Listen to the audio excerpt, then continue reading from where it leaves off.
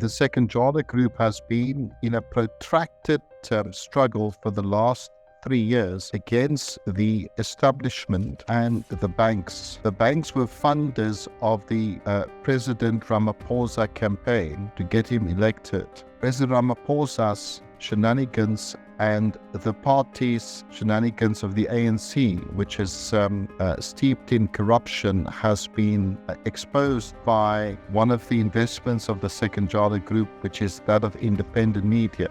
Ramaphosa's people have used other media to launch a smear campaign against Sekunjalo. This media includes the apartheid-era News 24, the Oppenheimer-funded Daily Maverick, etc. These media have written articles without any basis of fact in order to smear the Sekunjalo Group. The banks, who are also funded and are shareholders of entities that have funded Ramaphosa, have used these smear articles as a pretext to shut down the Sekunjalo accounts. No court has found Sekunjalo has done anything wrong whatsoever. On the contrary, Sekunjalo has repeatedly been able to demonstrate that they have done nothing wrong. The banks themselves indicate that Sekunjalo has done nothing wrong, but used the pretext of the media articles to shut down the accounts. South Africa is full of corruption, full of companies, individuals that have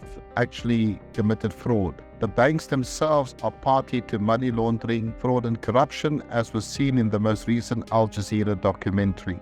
Why then do the banks persist in waging this war to shut down the Sekunjalo accounts? The answer is simple. The banks want to shut down independent media. The banks want to shut down a very successful black group. The banks lost the case in the High Court and Equality Court in Cape Town. In particular, Nedbank lost the case to shut down the accounts and was ordered by the judge to keep the accounts open. Despite this, Nedbank have taken the unusual step of doing an interdict against peeling the interdict. And this is very unusual because interdicts are normally not appealable. This simply shows the strategy of the banks, that is to keep Sekunjalo busy, to keep it deflected from running its businesses, to deplete its financial resources. What we're dealing with is a David and Goliath battle for justice, equality and transformation. The banks combined have between 5 and 7 trillion of assets with a black company that's been built up